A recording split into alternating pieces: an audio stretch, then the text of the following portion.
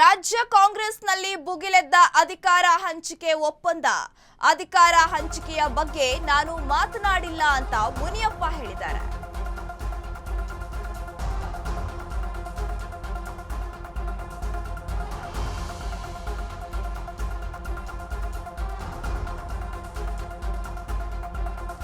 Tweet ಮೂಲಕ ಆಹಾರ ಸಚಿವ ಕೆಎಚ್ ಮುನಿಯಪ್ಪ ಇದೀಗ ಸ್ಪಷ್ಟನೆಯನ್ನ ಕೊಟ್ಟಿದ್ದಾರೆ.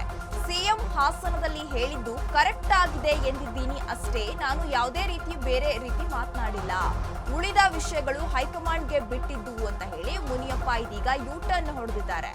ಅಧ್ಯಕ್ಷರು ಸಿಎಂಗಳಿಗೆ ಮಾತ್ರ ಯಾವ ರೀತಿ ವಿಚಾರವನ್ನ ಹೇಳಿದಾರೋ ಗೊತ್ತಿಲ್ಲ, ಆದ್ರೆ ನಾನು ಯಾವುದೇ ರೀತಿಯ ಹೇಳಿಕೆಯನ್ನ ಕೊಟ್ಟಿಲ್ಲ ಅಂತ ಹೇಳ್ತಿದ್ದಾರೆ.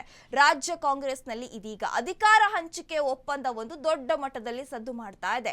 ಯಾವಾಗ ಡಿಕೆ ಶಿವಕುಮಾರ್ ಅವರು ಒಂದು ವಿಚಾರವನ್ನ ಹೇಳಿದ್ರು, ಆವಾಗಿನಿಂದ ಈ ವಿಚಾರ ದೊಡ್ಡ ಮಟ್ಟದಲ್ಲಿ ಸಂಚಲನ ಸೃಷ್ಟಿಸಿದೆ. ಇದೀಗ ಇದರ ಬಗ್ಗೆ ಮುನಿಯಪ್ಪ ಅವರು ಒಂದು ಹೇಳಿಕೆಯನ್ನ ಕೊಟ್ಟಿದ್ದಾರೆ. ಹಾಗಾದ್ರೆ ಅವ್ರು ಏನ್ ಮಾತಾಡಿದ್ದಾರೆ ನೋಡೋಣ ಬನ್ನಿ.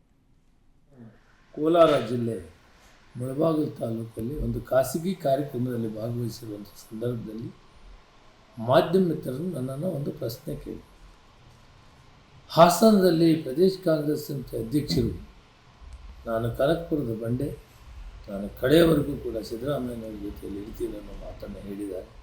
ಅದರ ಬಗ್ಗೆ ನೀವೇನು ಹೇಳ್ತೀರಿ? ಕರೆಕ್ಟಾಗಿದೆ ಅವರು ಹೇಳಿದ್ರು. ಮುಖ್ಯಮಂತ್ರಿಗಳು ಮಾತಾಡಿರೋದ್ರ ಬಗ್ಗೆ ಮುಖ್ಯಮಂತ್ರಿಗಳು ಏನು ಮಾತಾಡಿದ್ದಾರೆ ಅದು ಕರೆಕ್ಟಾಗಿದೆ ಅಂತ ಹೇಳಿದೆ. ಆದರೆ ಬೆಳಗ್ಗೆ ಕನ್ನಡಪ್ರಭದಲ್ಲಿ 2.5 ವರ್ಷ ಅಂತ ತೀರ್ಮಾನ ಆಗಿದೆ ಅನ್ನೋ ವಿಷಯವನ್ನು ಕನ್ನಡಪ್ರಭದಲ್ಲಿ ಪ್ರಚಾರ ಆಗಿದೆ, ಪತ್ರಿಕೆಯಲ್ಲಿ ಪ್ರಕಟವಾಗಿದೆ. ನನಗೆ ಆಶ್ಚರ್ಯ ಆಯಿತು.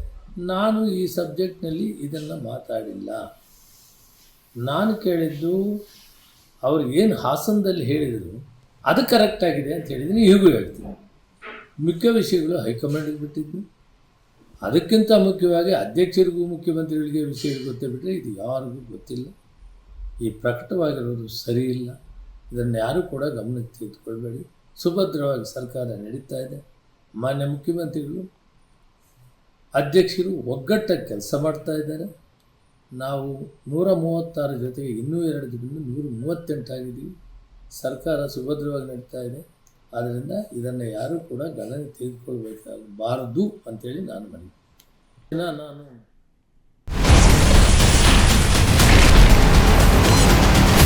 Ashwavega English News coming soon. Your channel, your voice, your trust.